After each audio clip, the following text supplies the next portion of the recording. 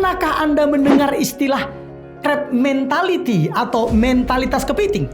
Sebuah observasi ilmiah menunjukkan, jika Anda menaruh seekor kepiting di dalam ember, ia bisa dengan mudah memanjat keluar. Tetapi jika Anda menaruh banyak kepiting di dalam ember yang sama, tidak ada satupun yang akan berhasil lolos. Kenapa? Karena setiap kali ada satu kepiting yang hampir sampai di atas, kepiting lain akan menariknya kembali ke bawah.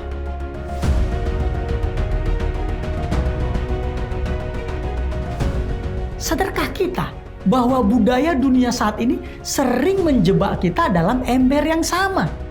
Kita diajarkan bahwa untuk maju, orang lain harus mundur. Untuk naik, kita harus menginjak bahu orang lain. Untuk merasa benar, kita harus mempermalukan mereka yang terbukti salah. Tapi hari ini, saya ingin menawarkan sebuah jalan yang lebih tinggi. Sebuah prinsip Alkitab yang didukung oleh riset modern yang bisa mengubah hidup Anda sepenuhnya.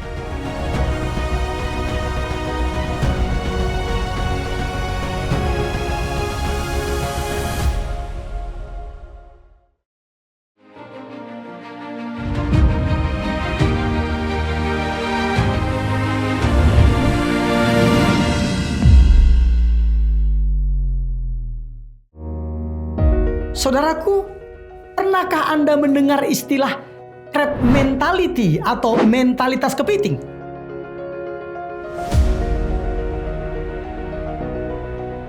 Sebuah observasi ilmiah menunjukkan, jika Anda menaruh seekor kepiting di dalam ember, ia bisa dengan mudah memanjat keluar. Tetapi jika Anda menaruh banyak kepiting di dalam ember yang sama, tidak ada satupun yang akan berhasil lolos. Kenapa?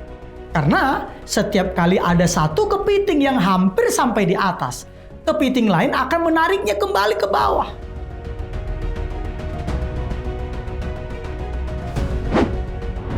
Prinsipnya, jika aku tidak bisa memilikinya, kamu juga tidak boleh. Sadarkah kita bahwa budaya dunia saat ini sering menjebak kita dalam ember yang sama? Kita diajarkan bahwa untuk maju, orang lain harus mundur. Untuk naik, kita harus menginjak bahu orang lain. Untuk merasa benar, kita harus mempermalukan mereka yang terbukti salah. Tapi hari ini, saya ingin menawarkan sebuah jalan yang lebih tinggi. Sebuah prinsip Alkitab yang didukung oleh riset modern yang bisa mengubah hidup Anda sepenuhnya. Yaitu apa? Bagaimana caranya kita bisa maju tanpa menyingkirkan, naik tanpa menjatuhkan, berbahagia tanpa menyusahkan, dan menjadi benar tanpa menyalahkan. Mari kita bedah rahasianya. Poin pertama, maju dan naik.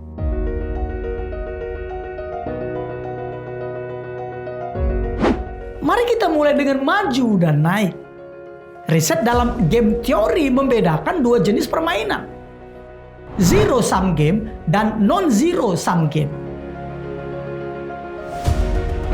Dunia seringkali berpikir hidup ini zero sum game. Kuenya terbatas. Kalau potongan saya besar, potongan Anda pasti kecil. Begitu juga sebaliknya. Inilah akar dari sikut-sikutan. Ketakutan akan kekurangan. Namun secara alkitabiah, ini adalah sebuah kekeliruan yang besar. Tuhan kita tidak beroperasi dalam keterbatasan matematika manusia. Dia adalah Tuhan yang memberi makan 5.000 orang hanya dengan 5 roti dan 2 ikan. Dan masih ada sisa 12 bakul. Ini tertulis dalam Injil Matius 14 ayat 13-21. Juga Alkitab mencatat dalam Mazmur 75 ayat 6-7. Sebab bukan dari timur atau dari barat dan bukan dari padang gurun datangnya peninggian itu. Tetapi Allah adalah hakim, direndahkannya yang satu dan ditinggikannya yang lain. Nah, saudaraku, jika promosi Anda datang dari Tuhan, tidak ada tangan manusia yang bisa menahannya. Dan jika promosi itu bukan dari Tuhan, sikut dan cengkraman sekeras dan sekuat apapun tidak akan membuat Anda bertahan lama di puncak. Lihatlah Daud. Ini tertulis dalam 1 Samuel 24 dan 1 Samuel 26. Daud punya kesempatan membunuh Raja Saul di dalam gua En-Gedi dan di padang gurun Zif untuk merebut tahta yang memang sudah dijanjikan padanya. Bahkan ia telah diurapi menjadi raja oleh Nabi Samuel.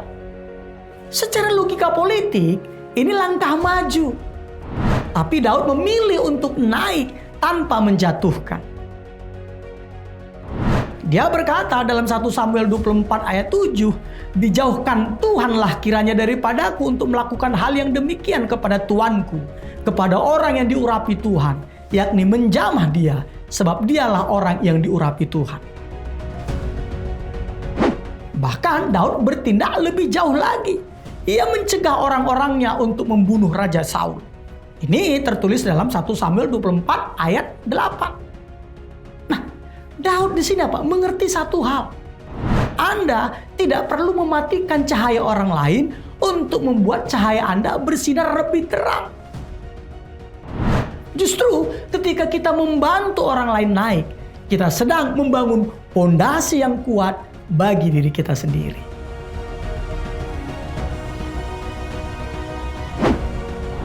Ingatlah saudaraku, langit itu luas, cukup untuk semua bintang bersinar. Kesuksesan temanmu tidak mengurangi jatah berkatmu.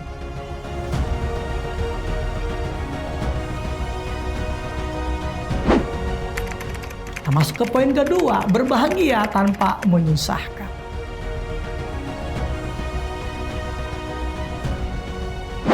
Lalu bagaimana dengan berbahagia tanpa menyusahkan orang lain? Seringkali kita berpikir, saya akan bahagia kalau keinginan saya terpenuhi. Tak peduli orang lain direpotkan atau tidak. Ini adalah hedonisme yang egois. Tapi tahukah Anda, riset neuroscience modern justru membuktikan sebaliknya. Ketika kita melakukan kebaikan tanpa pamrih, otak kita melepaskan hormon dopamin, oksitosin, dan serotonin secara bersamaan. Para ilmuwan menyebut fenomena ini sebagai Helfer's High, yaitu perasaan euforia dan kepuasan yang muncul setelah seseorang melakukan tindakan kebaikan atau altruistik terhadap orang lain, yang serupa dengan sensasi euforia saat berolahraga. Runner's High. Secara biologis apa lagi? Kita didesain untuk bahagia justru saat kita tidak menyusahkan, melainkan memudahkan hidup orang lain. Tuhan Yesus sudah mengatakan ini 2000 tahun yang lalu. Sebuah riset psikologis yang melampaui zamannya. Kisah Para Rasul 20 ayat 35 mencatat, adalah lebih berbahagia memberi daripada menerima. Berbahagia tanpa menyusahkan orang lain berarti kita memiliki empati. Misalnya, jangan parkir sembarangan hanya karena ingin cepat sampai. Jangan potong jalur orang lain karena ingin cepat sampai tanpa memperhatikan keselamatan orang lain. Jangan menunda pembayaran hutang padahal kita mampu. Demi apa? Demi gaya hidup kita sendiri. Jangan memutar musik keras-keras saat tetangga sedang istirahat. Itu ada contoh-contohnya. Saudaraku, kebahagiaan sejati itu apa? Bersih. Tidak ada noda air mata orang lain di atas tawa kita. Jika bahagiamu dibangun di atas penderitaan orang lain, itu bukan berkat, bukan. Itu adalah bom waktu.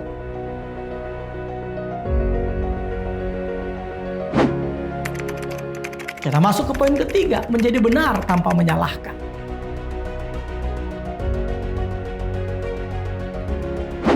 Poin terakhir ini mungkin yang paling sulit di era media sosial saat ini. Menjadi benar tanpa menyalahkan.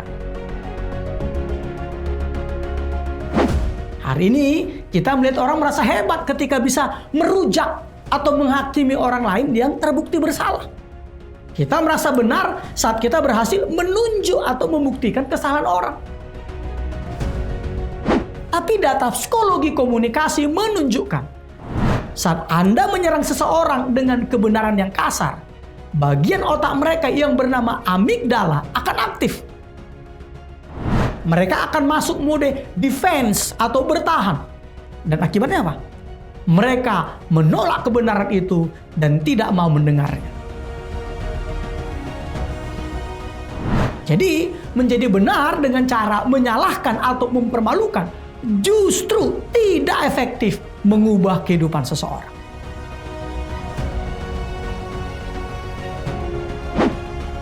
Paulus mengajarkan dalam surat Efesus 4 ayat 15 terjemahan King James Version. Itu dikatakan apa? Speaking the truth in love. Menyatakan kebenaran di dalam kasih. Lihatlah Yesus dan wanita yang kedapatan berzina dalam Injil Yohanes 8 ayat 2-11. Secara hukum Taurat, Yesus benar jika dia menghukum. Wanita itu jelas bersalah. Tapi Yesus memilih jalan ini. Yaitu apa? Benar tanpa menyalahkan atau mempermalukan. Dalam ayat 7 Yesus berkata, "Barang siapa di antara kamu tidak berdosa, hendaklah ia yang pertama melemparkan batu." Lalu kepada wanita itu dalam ayat 11 Yesus berkata apa? "Aku pun tidak menghukum engkau. Pergilah dan jangan berbuat dosa lagi." Perhatikan urutannya. Penerimaan dulu, baru apa? Baru koreksi. Kasih dulu, baru kebenaran. Anda bisa memegang posisi yang benar secara doktrin, secara hukum, atau secara fakta. Tapi jika Anda menyampaikannya dengan arogansi, dengan niat menjatuhkan mental orang lain, di mata Tuhan, kebenaran Anda telah kehilangan nilainya. Menjadi benar itu soal integritas diri, bukan soal arogansi menghakimi.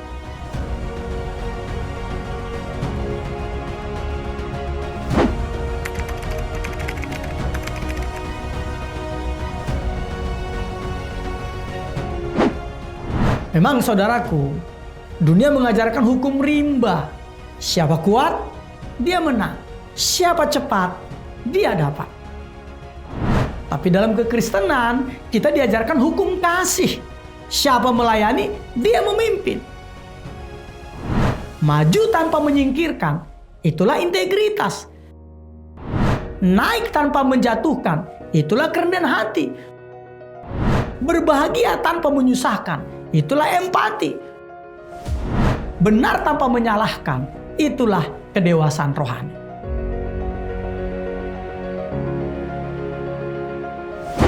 Ini bukan jalan yang mudah, ini jalan yang sempit. Tapi inilah jalan yang membawa damai sejahtera yang melampaui segala akal. Bayangkan jika keluarga kita, gereja kita, kantor kita, dan bangsa kita menerapkan 4 hal ini. Tidak ada lagi sikut-sikutan, tidak ada lagi drama menjatuhkan. Nah, hari ini saya menantang saudara. Jika Anda sedang mengejar karir, kejarlah dengan prestasi, bukan dengan politisasi. Jika Anda sedang mencari bahagia, carilah dengan memberi, bukan mengambil, bukan. Dan jika Anda sedang memegang kebenaran, sampaikanlah dengan rangkulan, bukan pukulan.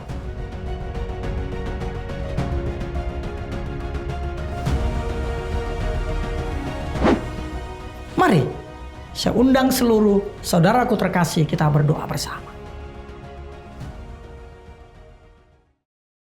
Bapa kami yang di sorga, ajar kami memiliki hati yang luas. Mampukan kami percaya bahwa berkat-Mu cukup bagi semua, sehingga kami tidak perlu sikut-sikutan dan saling menjatuhkan. Ajar kami naik dengan menggandeng tangan sesama, dan memegang kebenaran dengan tangan yang penuh kasih. Di dalam nama Tuhan Yesus Kristus, Raja Damai, kami berdoa, meminta dan mengucap syukur. Amin.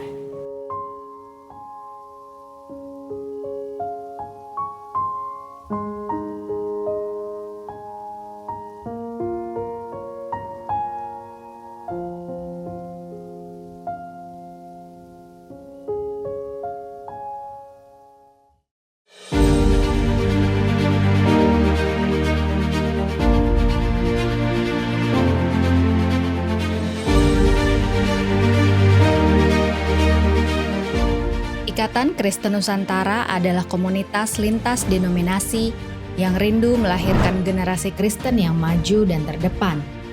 Mari berkolaborasi dan bersinergi dengan kasih untuk mencari, membina, dan mendanai anak-anak berprestasi yang terkendala biaya kuliah, lalu mengutus mereka ke dalam dunia dan mempercayakan mereka untuk mendukung gereja dan lembaga Kristen lainnya agar terus melahirkan generasi unggul dan memberitakan kabar baik supaya keselamatan yang daripada Tuhan sampai ke ujung bumi.